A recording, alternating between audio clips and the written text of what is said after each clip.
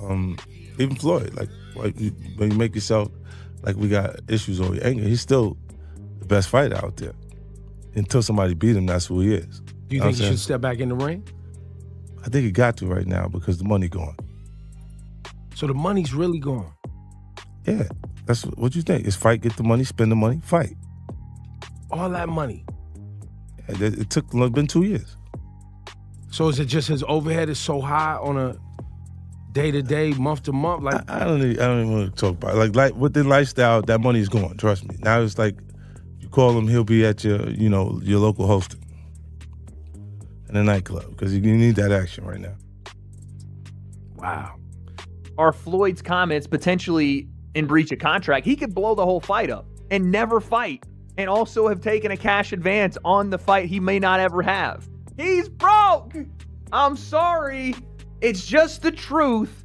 Floyd is so badly hurting for money that this is the stuff he's doing. Knowingly signing contracts for a pro fight just to go and publicly undermine it while taking a cash advance. Essentially going, cool, I need that money now. The Money Team empire is officially cracking right at its foundation. Shockwaves are ripping through the entire sports universe as bombshell reports detonate across every major media outlet. Floyd Money Mayweather is now sitting under a financial microscope unlike anything we have ever witnessed before.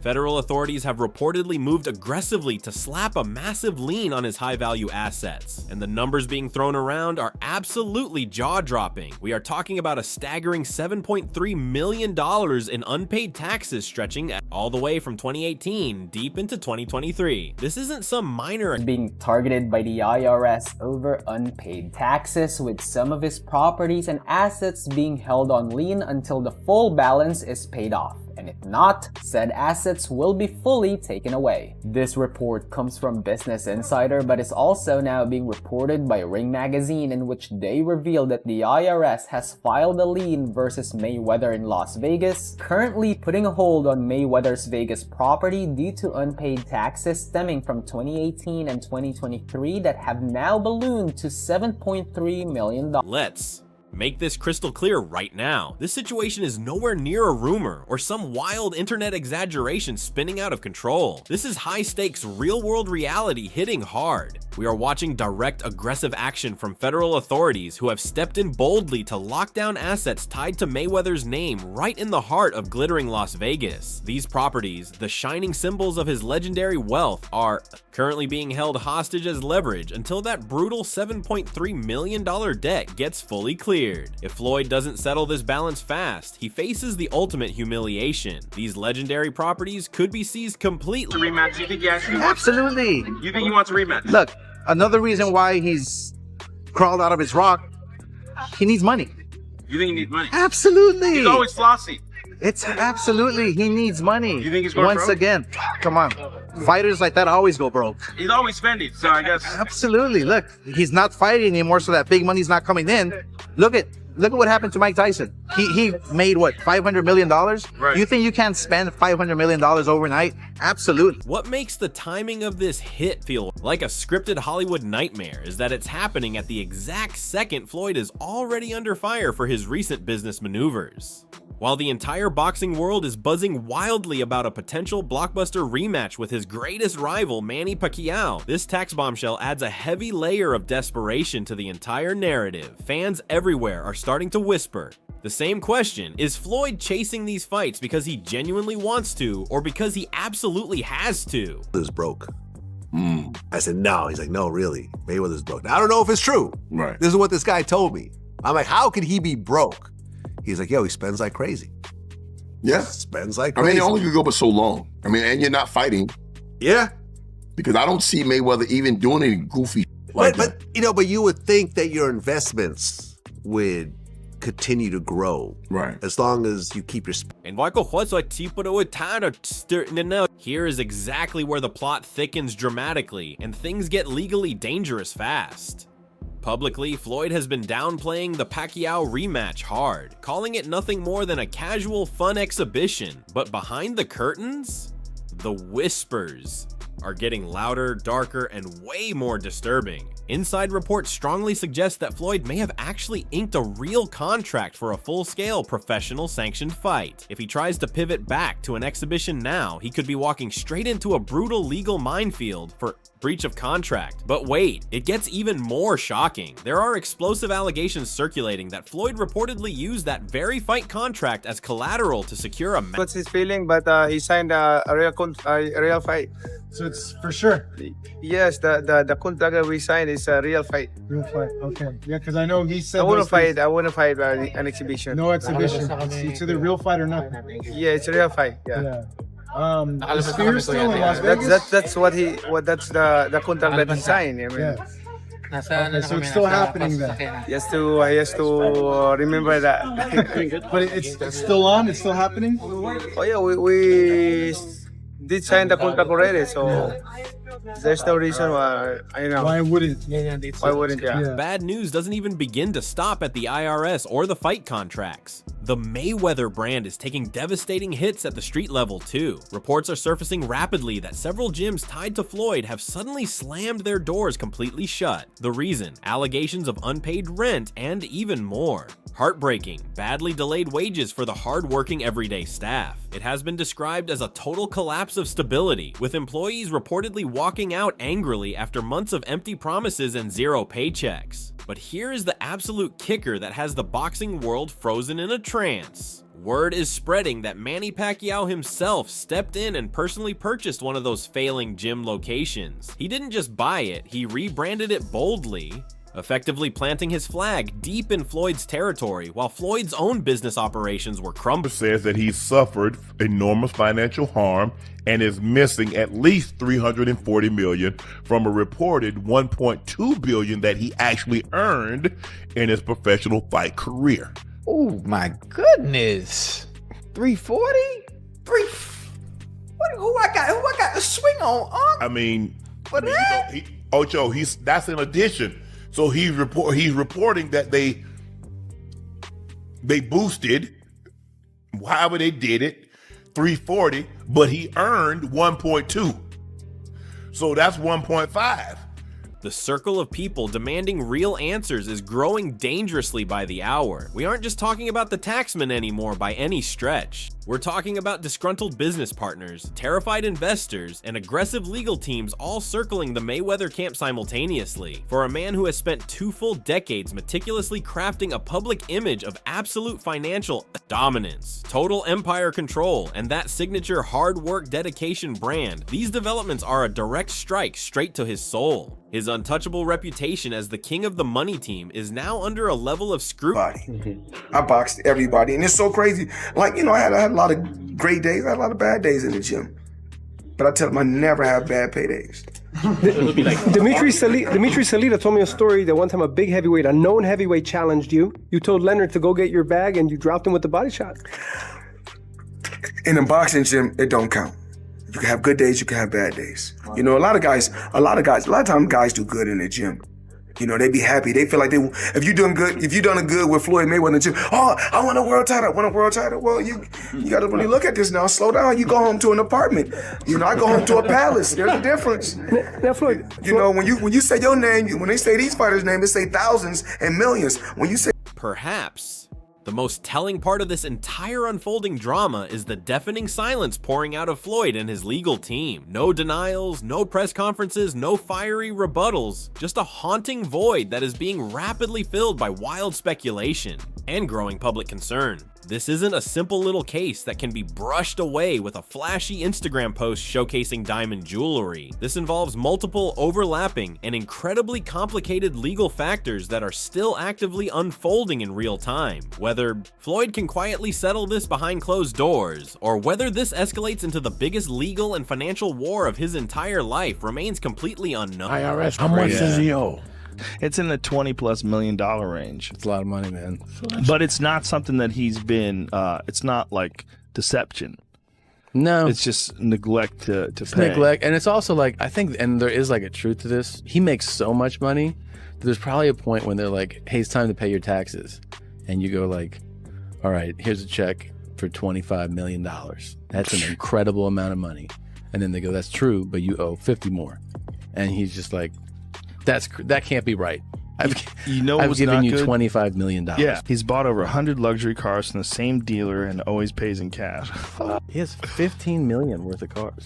And just when the storm clouds look the absolute darkest, when it seems like a paperwork hurricane is about to wipe everything clean off the map, former champion Timothy Bradley suddenly steps boldly into the conversation, but he isn't here to pile on the negativity train. Instead, Bradley calmly says, "Hold on a minute, this might actually be a masterclass in elite business." Bradley isn't blindly defending Floyd here, but he's analyzing the entire situation through the cold, calculated lens of a real fighter. He's pointing out that those massive upfront payments and advances can be flipped into incredible leverage if they are structured the right way.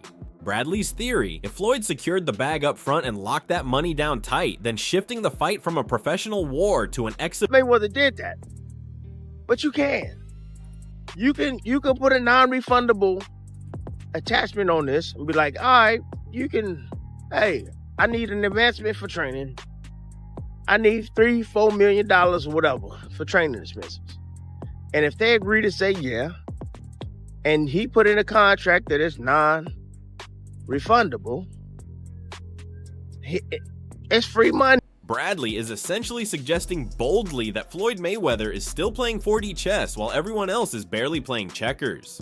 He might genuinely be 10 full steps ahead of the taxman and the promoters, handling his obligations smoothly and clearing the pressure by carefully adjusting the deal terms to perfectly fit his current reality. Let's face the truth, Floyd is nearly 50 years old. He isn't looking to go to all-out war or take life-altering damage unless the business side of the deal is absolutely flawless. However, even Bradley has to honestly admit there is a massive catch lurking. If you signed for a professional fight, you sign for a professional fight.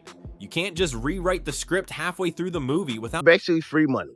So we know, Mayweather was, it's been reported, I should say, allegedly, that, he's been, a little upside down on some of his taxes and some of his properties. And he needed to come back and fight and take care of that. Well, he got some cheese from... Now we have arrived at this incredible boiling point of tension. On one side, you have Floyd operating like a ruthless, cold-blooded businessman, trying hard to bend the reality of the fight to his personal will. On the other side, you have a powerful system, promoters, commissions, and the ruthless IRS that fully expects him to be a fighter who honors his word completely. This collision is exactly where things get incredibly messy and brutally expensive. Bradley hints that Floyd may have already used that upfront money to silently quiet some of his raging financial fires, which completely flips the entire narrative upside down. If that's true, it isn't a story of desperation, it's a masterpiece of high-level maneuvering. But the IRS doesn't care about maneuvering, the contracts don't care about strategy, everyone is watching Floyd's next move. That money he received, I'm pretty out, man, damn it, I don't know for sure, but damn it, I'm probably about, I know I'm 85, 90%. I'm telling you, because I don't think he'll be doing this. This is business. So he's just saying, I understand it was a real fight, but now I want to change it. I want to change it now. I got my advancement. Now I want to... But while Timothy Bradley is dropping a slick business seminar, legendary fighter Shane Mosley enters the room with a completely different vibe and energy. Mosley isn't talking about percentages or tax liens at all. He's talking about the raw, brutal, bone-crunching reality of the squared ring. This is a man who has personally felt the power and blinding speed of both Mayweather and Pacquiao firsthand, and his perspective hits on a totally different frequency. Mosley isn't shouting for attention, he's actually hesitant, almost like he is genuinely worried about what he's witnessing now. He says it straight to your face. Floyd is not that same untouchable ghost anymore. He's physically older, definitely, a step slower, and most importantly, he's much easier to land clean shots on. Your brain immediately thinks, okay, the door's wide open for Manny. But then Mosley drops a truth bomb on Pacquiao too, mentioning training complications and Floyd's not the same Floyd that he was back in the day. So, maybe he's a little bit older and he's not moving as much. And you know that when you get a little bit older, sometimes you don't have the same foot movements, stuff like that, and you're able to get hit with certain shots. So maybe Manny has a chance to get in there and do some stuff. But Manny also has some complications with I don't know if he had some kind of stroke or something in the sparring or something like that. I thought I seen.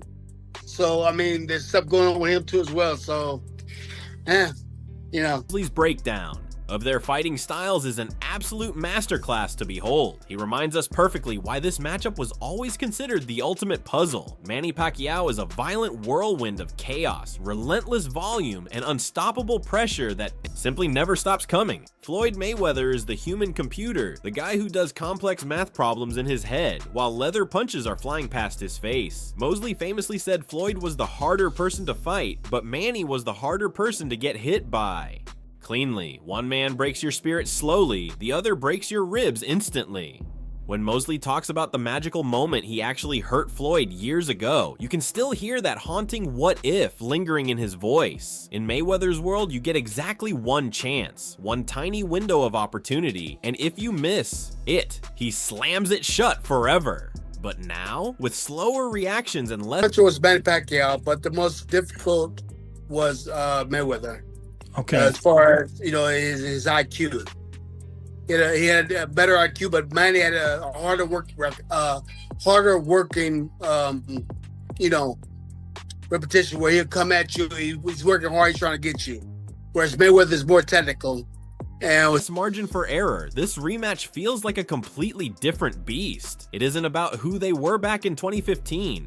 It's about whatever is left of them in 2024 next Voice. And just as the analysts are wildly debating the what ifs, Manny Pacquiao himself walks calmly into the spotlight. He doesn't enter with trash talk or empty hype. He enters with a terrifying, quiet, ice-cold certainty.